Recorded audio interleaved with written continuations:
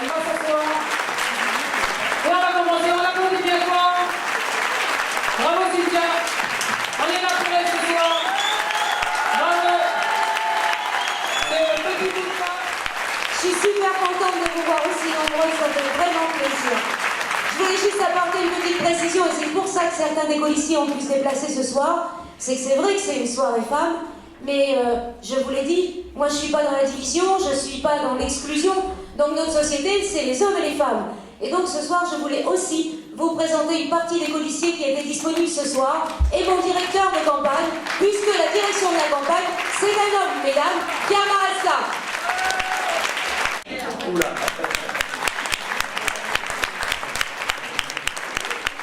Écoutez, ça n'était pas prévu.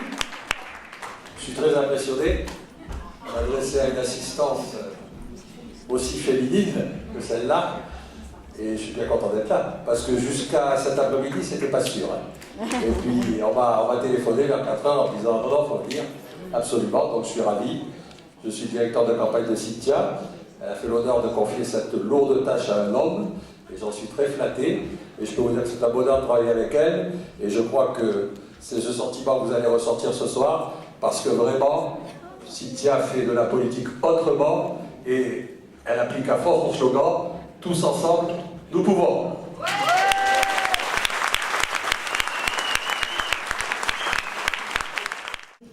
Même en pleine bataille électorale, il faut toujours, je trouve, garder à l'esprit que derrière l'adversaire politique, derrière le concurrent politique, il y a des hommes, il y a des femmes, ce sont des êtres humains.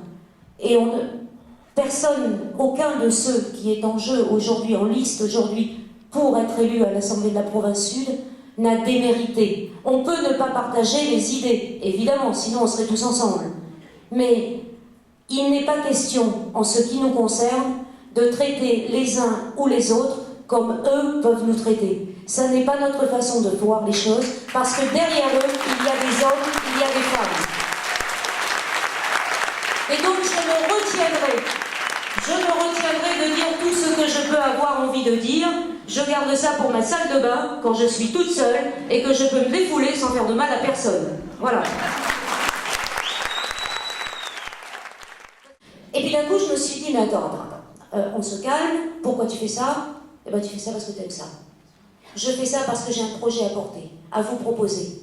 J'ai des actions à mener pour la Nouvelle-Calédonie, j'ai des convictions, j'ai une équipe avec moi qui me fait confiance, et j'espère, j'ai des Calédoniens et des Calédoniennes qui me feront assez confiance pour que je puisse mettre en œuvre le projet que je porte pour la Nouvelle-Calédonie. Alors, ce projet, qu'est-ce que c'est? Ce projet. Et je ne vais pas être très longue parce que du coup, plutôt que les discours, après on se retrouve pour partager un moment ensemble. Mais quand même, notre engagement, Marie-Laure l'a dit, l'engagement c'est la Calédonie dans la France, dans le dialogue avec les indépendantistes. Et je parle bien des indépendantistes. Trop souvent, à travers les médias, à travers les discours des uns ou des autres, j'entends qu'il y a confusion entre Kanak et indépendantistes. Pour moi qui suis au sein d'un mouvement multicolore, multiethnique, considérer que tous les Kanaks sont des indépendantistes, c'est vraiment une erreur de base. Et ceux qui en doutent auraient dû venir à la Bouillia Party que nous avons organisée le 12 avril. Je peux vous dire qu'il y avait du monde et des Kanaks royalistes qui s'expriment. Et ils n'ont pas besoin qu'on leur dise ce qu'ils ont à dire. Ils ont des convictions, ils croient en la Calédonie dans la France, et leurs convictions à eux me donnent à moi encore plus de convictions, encore plus d'envie de porter ce projet, parce que quand c'est facile, quand on habite à Nouméa, ou quand on habite dans l'agglo, c'est plutôt facile, et encore pas partout dans l'agglo. J'ai vu Marie-Hélène qui habite à Saint-Louis, c'est pas forcément très simple de d'afficher ses couleurs politiques. Mais quand on habite en brousse, quand on habite dans les tribus reculées, comme celle dont parlait Pascal tout à l'heure, il est beaucoup plus difficile de conserver et d'affirmer ses convictions. Et donc nous devons, nous qui avons pris cette responsabilité, nous devons alimenter, porter, accompagner l'expression de cette conviction, et nous devons tout faire pour soutenir tous les loyalistes, où qu'ils soient en Nouvelle-Calédonie. Et c'est d'ailleurs pour ça C'est d'ailleurs bien pour ça que je regrette que dans le Nord, il n'ait pas réussi finalement à s'entendre et à faire une liste unique parce que la voix loyaliste aurait été davantage entendue. Enfin bon. Donc notre engagement Calédonie dans la France et dans le dialogue. Alors je ne sais pas si vous avez pu suivre le débat à la radio hier à midi sur RRD. Alors le dialogue avec les indépendantistes, c'est pas encore gagné. Hein. Pour que ça démarre, il y a une condition incontournable. Il faut que les loyalistes soient unis pour être forts, pour ensuite pouvoir travailler avec les indépendantistes.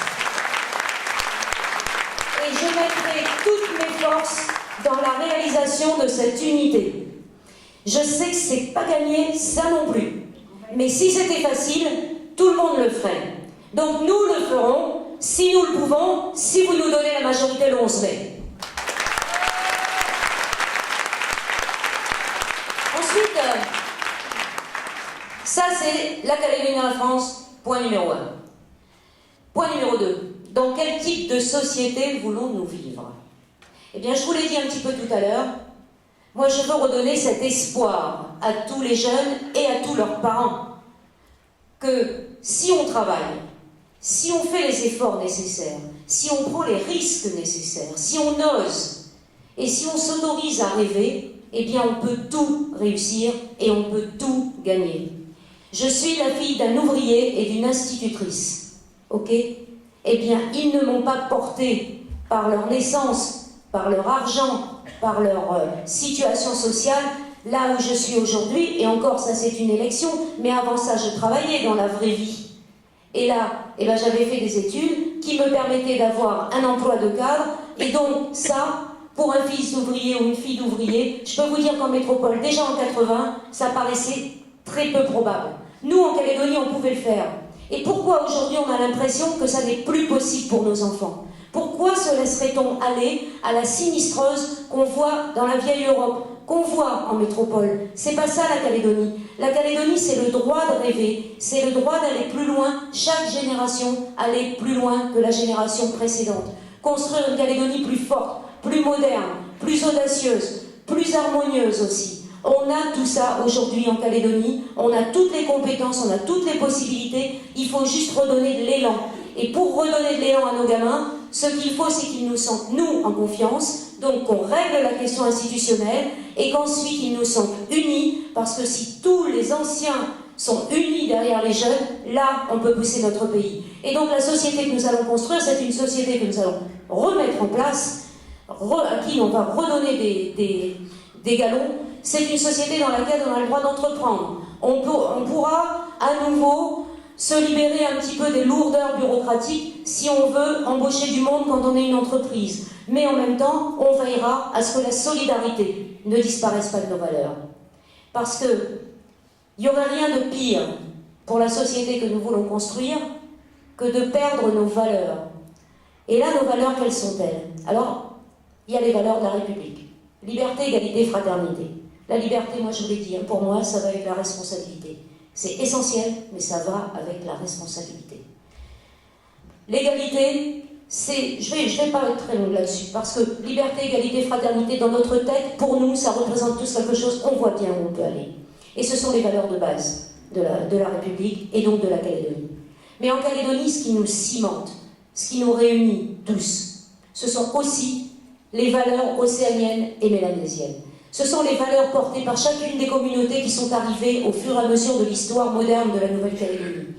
Et si nous perdons ces valeurs, si nous perdons ces repères, nous n'arriverons pas à créer cette société véritablement unie qui pourra porter nos jeunes. Je m'explique. Il ne faut pas que les coutumes, qu'elles soient kanak, qu'elles soient wallisiennes, qu'elles soient des différentes communautés asiatiques, qu'elles soient des autres îles d'outre-mer comme les Antilles, etc. Et puis les coutumes nées petit à petit des métissages aussi. Il ne faut pas que toutes ces coutumes, tous ces repères du quotidien dans la vie, tous ces repères des liens entre les générations deviennent du folklore. Il faut que ça reste vrai. Il faut que ce soit vraiment ce tissu qui relie toutes les générations entre elles pour qu'ensuite toutes les communautés puissent à nouveau se passer les différents tissus et au final qu'on ait un joli tapis qui représente bien l'ensemble de la Nouvelle-Calédonie. C'est comme ça qu'on pourra être solide. Donc il faut qu'on travaille nos cultures, il faut qu'on les mette en valeur, il faut qu'on les partage, il faut absolument, à chaque fois qu'on en a l'occasion, ouvrir sa culture aux autres sans jamais se perdre de vue. Et une de nos valeurs de base que nous partageons tous, un peu par la force des choses, parce que la Calédonie est une terre rude, où il arrive quelquefois qu'il y a des événements climatiques qui nous font du mal à tous, eh bien, cette valeur, c'est la solidarité, et c'est pas seulement la solidarité entre les générations, c'est la solidarité dans le fait de regarder l'autre comme étant une personne, et une personne, on ne la laisse pas crever sur le bord du chemin sans la regarder. Ça, c'est notre valeur de base. Et donc la société que nous allons construire, ce sera ça.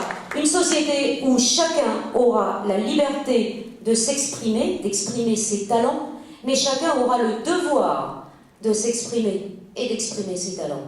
Et chacun, dans la mesure de ses compétences et de ses capacités, devra apporter sa pierre à la construction de la Nouvelle-Calédonie. Ça veut dire qu'il y a de la place pour tout le monde, qu'il n'y a pas de place pour la division ou pour l'exclusion. Qu'on soit handicapé, qu'on soit âgé, qu'on soit jeune, en réussite ou en difficulté, qu'on soit homme, femme, etc., de brousse ou de n'importe où, ou de ville, eh bien, on a tous quelque chose à apporter, chacun à son niveau. Et c'est à nous, institutions, de donner la possibilité à chacun d'exprimer son talent et de lui donner envie d'exprimer son talent. Et c'est comme ça qu'on fera de la Calédonie une société harmonieuse et une société de talent affirmé et qui grandira à travers le Pacifique, qui deviendra un modèle.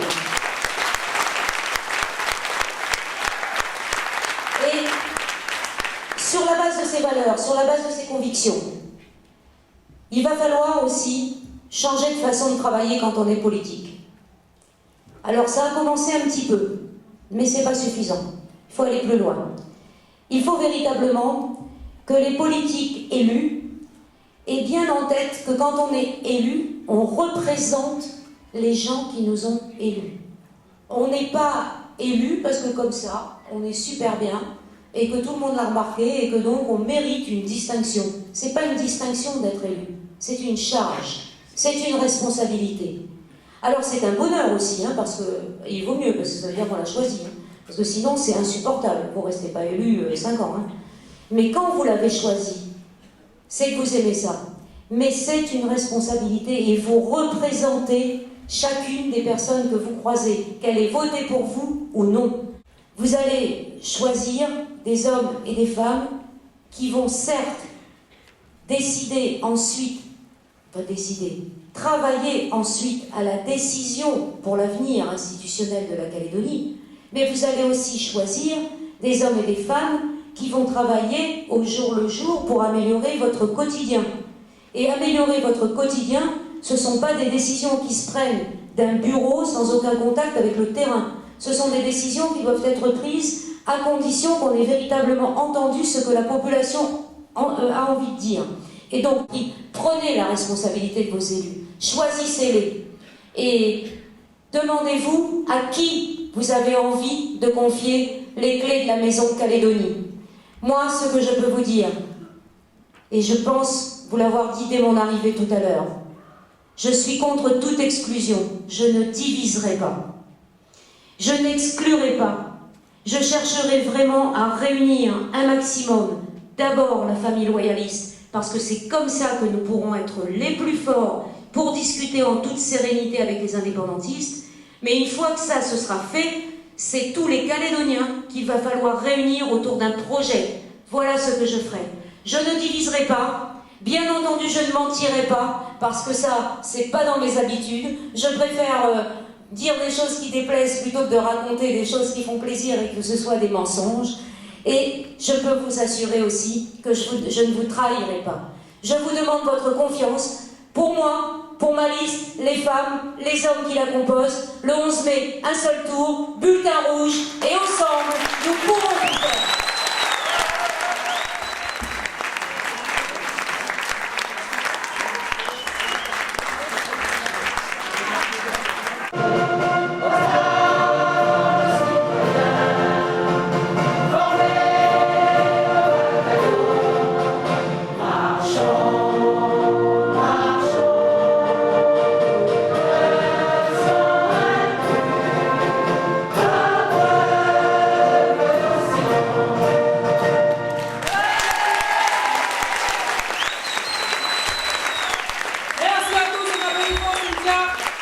Steve, n'oubliez pas la grande réunion publique, la dernière réunion, salle mairie à Rivière-Salée, n'oubliez pas. Donc pour vous rafraîchir, il y a un petit pot à la sortie. On vous remercie vraiment chaleureusement d'être venus tous. Vous étiez très nombreux ce soir. Merci beaucoup.